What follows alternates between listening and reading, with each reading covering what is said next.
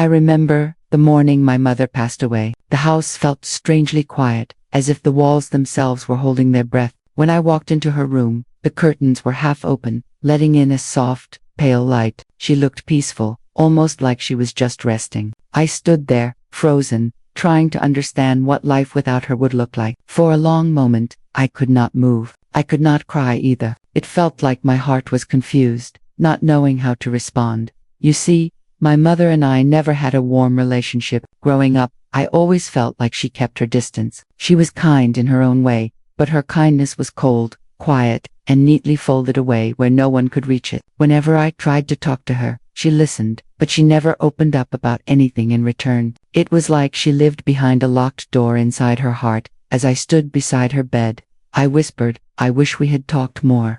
My voice trembled a little, but she did not answer. Of course, there were so many things I wanted to ask her. Why was she distant? Why did she rarely smile? Why did she never hug me like other mothers did? Now those questions were left hanging in the air, unanswered. Later that afternoon, while everyone was busy preparing for the funeral, I slipped quietly into her old study. It smelled like paper and faded perfume. Books were neatly arranged, and her writing desk was spotless. That was strange. My mother rarely used this room, or at least, that was what I thought. I sat down on the old chair and opened the top drawer. Inside were envelopes tied with a thin ribbon. My name was written on the top one in her handwriting. My chest tightened when I saw it. For a moment, I hesitated. Should I open it? Would I even like what I read? I was afraid of the truth, or worse, afraid to find out I was right, that she truly did not love me. I placed the envelope on the desk, but did not open it yet. Instead, memories flooded my mind. Birthdays, where she watched from a distance. School events where she stood silently behind everyone else. Late-night fevers where she sat by my bed but never stroked my hair. Why was she so cold? A gentle knock on the door pulled me from my thoughts. It was my aunt. "She loved you," she said softly. I looked away. She never showed it. My aunt sighed. "There are reasons you do not know." Her words echoed in the quiet room long after she left. I stared at the envelope again. My fingers trembled as I reached for it. Maybe, just maybe, the answers were finally in my hands. I held the envelope in my hands for a long time. The room felt heavier, as if the air had thickened around me. My mother's handwriting looked shaky but careful. It reminded me of her voice, soft, controlled, never revealing too much. For a moment, I wondered when she wrote this. Did she know her time was near? Was she waiting for me to find it? My fingers gently slipped under the flap, and I opened the envelope slowly, afraid the paper might tear. Inside was a single folded letter. When I unfolded it, her familiar smell, faint and sweet, drifted up, and suddenly, memories tugged at my heart. The first lines made my hands tremble. "My dear daughter, I know I was not the mother you wanted me to be." I paused. My breath caught in my throat. It felt strange. She had never been this direct, not even in conversation. My eyes moved across the words carefully. "I kept my distance because I feared my love would hurt you. I feared history would repeat itself." History? What history? My mother never spoke about her past. Anytime I asked, she changed the subject. She always said, "Some doors are better left closed." But now, that locked door was slowly opening in my mind. As I continued reading, she wrote about her own mother, cold, harsh with words, and quick with punishment. She wrote about growing up afraid of hugs, afraid of emotions, afraid of attachment itself. She wrote about how she promised herself she would never raise a child the way she was raised, but somehow, her fear pushed her away from me too. "Every time I reached out to hold you," she wrote, "a voice in my mind whispered that love can damage. So, I protected you by stepping back." My eyes blurred with tears. For years, I thought she did not care. Now I realized she cared too much. Her silence was not rejection. It was fear. The letter went on to explain how she watched me from the doorway when I slept, how she saved every drawing I ever gave her in a box under her bed, how she secretly kept every birthday card, even the messy ones I wrote as a child, things I never knew. And then, near the end, she wrote something that made my heart ache. "I never learned how to say I love you out loud, but every day, I wished you could somehow hear it in my silence." By the time I finished reading, tears were rolling down my face, falling gently onto the paper. The room blurred and shifted in my vision. I felt betrayed by my own assumptions, angry at the years we lost, but also relieved. Her letter was the hug I never received, I held the letter close to my chest and whispered, "I'm sorry too."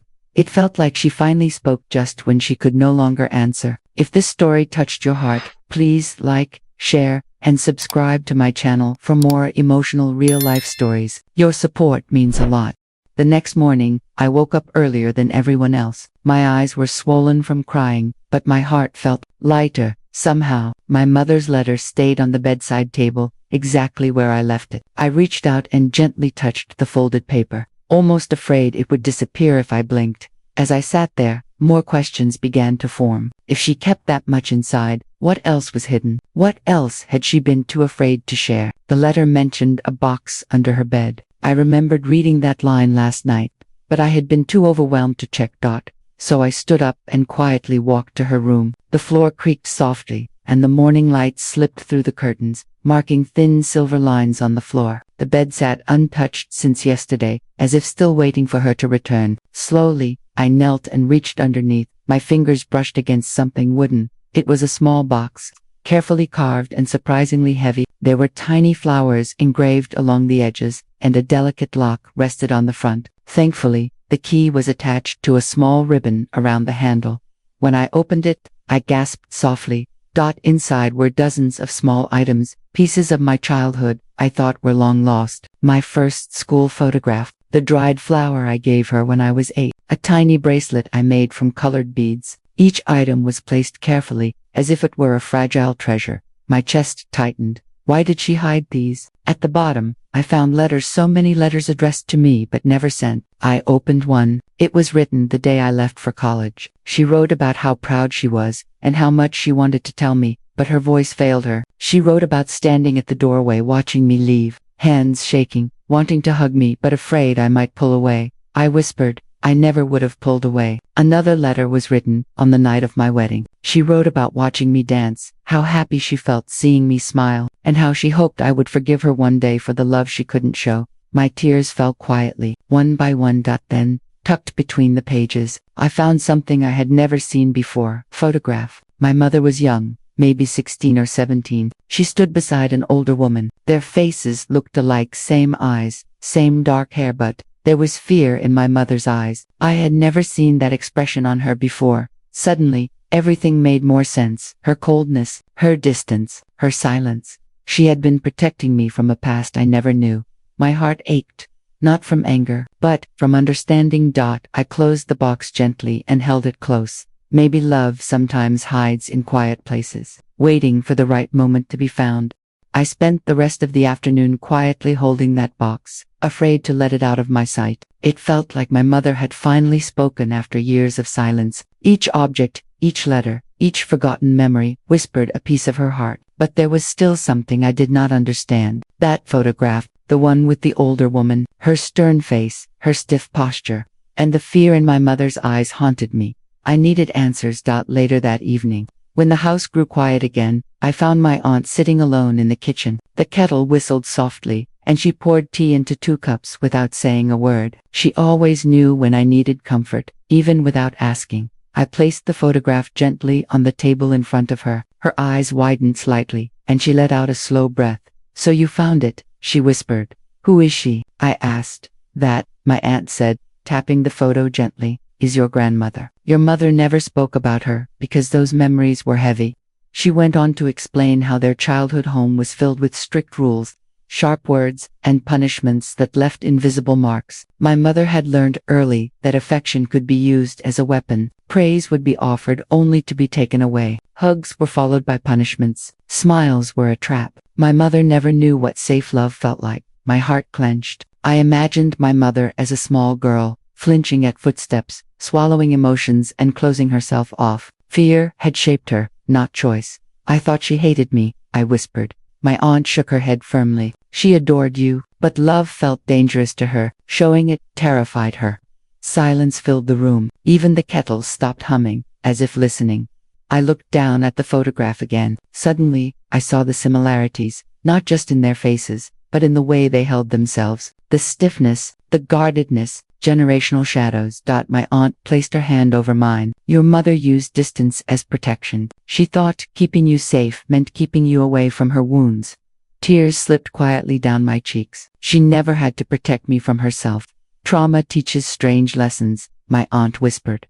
That night, I returned to my room and opened more of the letters. Each one was like a small window into my mother's wounded heart. She wrote about therapy she never finished, about guilt she couldn't shake, about wanting to hold me whenever I cried but freezing when the moment came. I cried softly into the darkness. I realized that love is not always gentle. Sometimes it's tangled with fear and silence. Sometimes it's quietly waiting behind closed doors. As I fell asleep, I hugged the box close. For the first time in years, I felt her with me, not distant, not cold, but simply human. If this part connected with you, please like, share, and subscribe to my channel for more emotional real-life stories. Your support encourages more heartfelt content. The following days passed slowly. Every time I walked into my mother's room, I felt a strange mix of comfort and ache. Her presence still lingered in the quiet corners, in the faint perfume on her pillows, and in the books she arranged so carefully. I sat on her bed one afternoon and opened another letter from the box. This one was dated many years ago, written on my 8th birthday. "You smiled at me today," she wrote, and for a moment I felt brave enough to smile back. But then, fear pulled me away. Fear, that word kept returning, like a shadow behind every memory.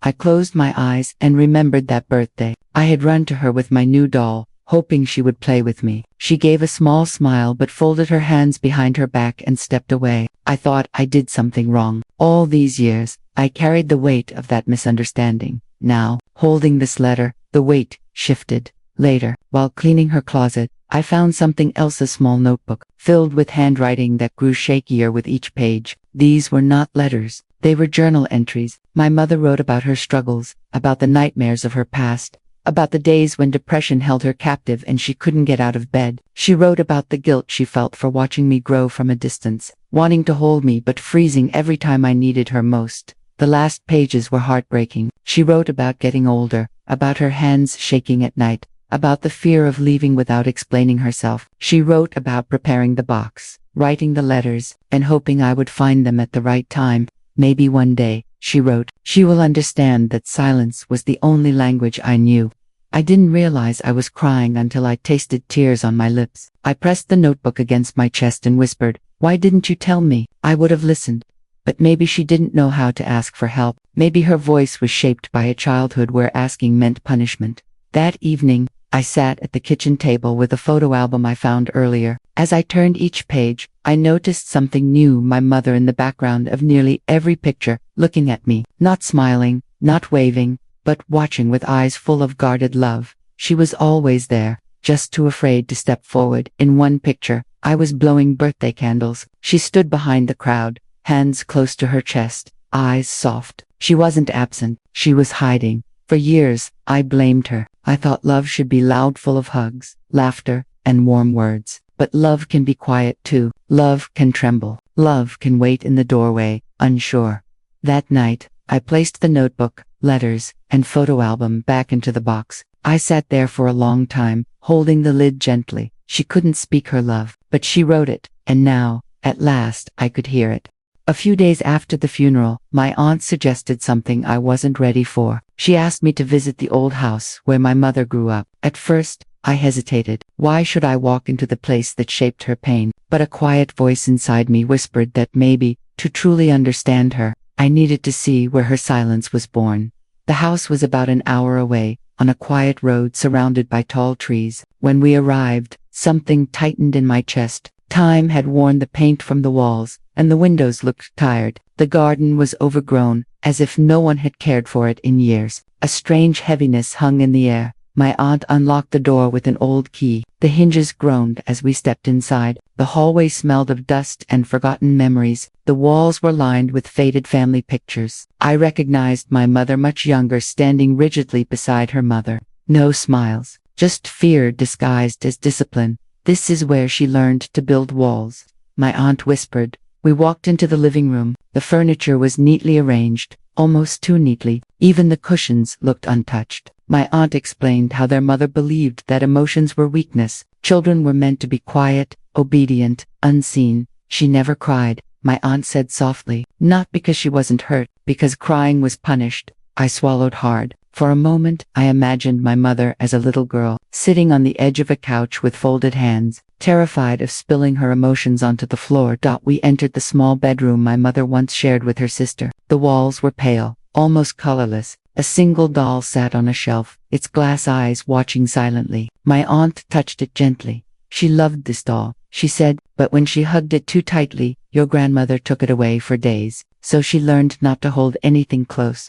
A cold shiver traveled down my spine. Suddenly, her distance made sense. She had been trained to avoid attachment, taught that love disappears when embraced.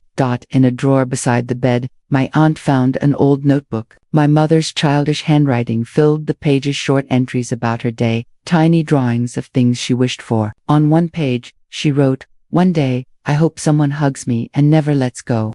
My heart broke quietly. We finished walking through the house. Before leaving, I stood in the doorway and looked back. The walls were silent, but they were loud with history. I understood now. My mother didn't hold me because she was afraid I'd disappear. She didn't speak her love because she had been taught that words could be used against you. As we drove home, the world outside the window blurred softly. I felt something shift inside me, a strange mixture of grief and forgiveness.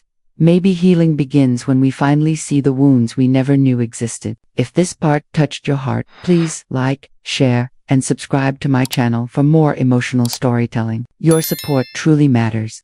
Days passed after visiting that old house, but my heart stayed there longer. I kept thinking about the little girl my mother once was, the girl who never felt safe to cry, the girl who slowly learned to hide every soft part of her heart. I began to understand that she wasn't cold by nature. She was shaped by survival.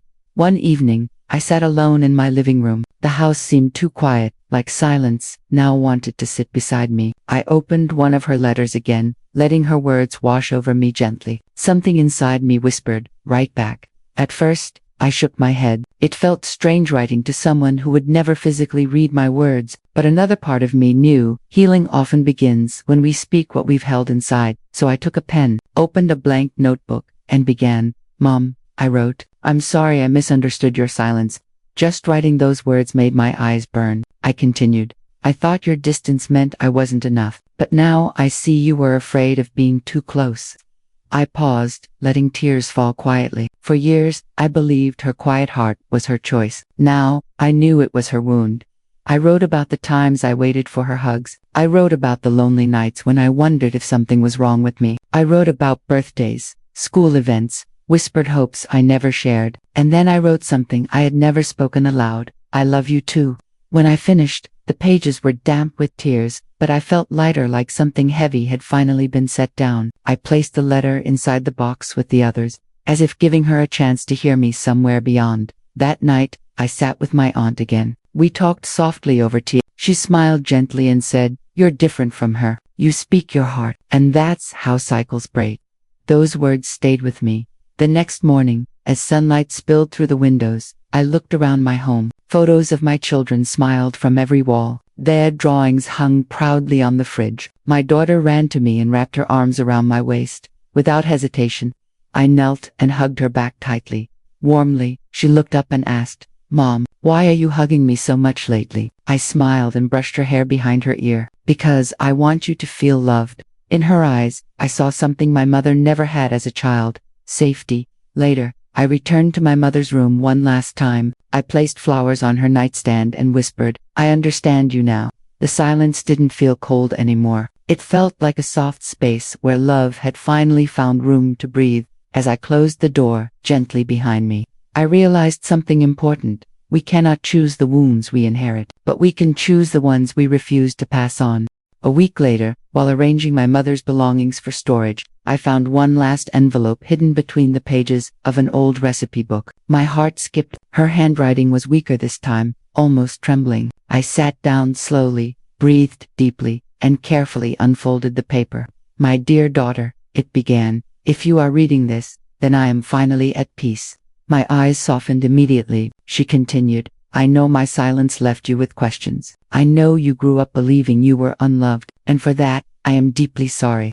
As I read, the house around me grew very still, as if the walls themselves leaned in to listen. "I wish I had told you, every single day, that you were the reason I survived the darkest nights. You were my hope, even when I could not show it. My throat tightened. She had carried so many unspoken words. Then, there was a line that made me pause. I often stood at your door when you slept, whispering prayers that you never heard. I closed my eyes, imagining her silhouette in the doorway, hands trembling but heart full. She wrote about watching me grow into someone gentle, someone warm, someone she never allowed herself to become. And she confessed that sometimes, when she saw me hugging my children, she would smile quietly from another room. She didn't step forward, not because she didn't want to, but because she wasn't sure she deserved love. You broke the cycle, she wrote. Those words hit deeper than anything else. At the bottom of the letter, she asked for one final thing. Please remember me, not for the love I could not show, but for the love I felt quietly. By the time I reached the last line, the paper trembled in my hands. I pressed it to my heart, whispering, I forgive you. Later that evening, I gathered my children in the living room. We lit a small candle for my mother. The room glowed softly, warm and gentle. I told them stories about her, simple, kind ones. I didn't speak of fear or silence. Instead, I spoke of her favorite flowers, her quiet laughter, the way she always watched sunsets from the window. I wanted them to remember her light, not her shadows. After the candle burned low, I stepped outside alone. The sky was calm, a soft pink fading into evening. I looked up and whispered, rest now, I understand. A breeze brushed my face, light and tender, as if someone was finally reaching out to touch me after years of hesitation. Healing does not erase the past, but it softens the edges. As I walked back inside, I realized something powerful. We do not heal by forgetting. We heal by understanding. And in that understanding, I found peace, not just for her, but for myself. If this story touched your heart, please like, share, and subscribe to my channel for more emotional real-life stories. Your support keeps these stories alive.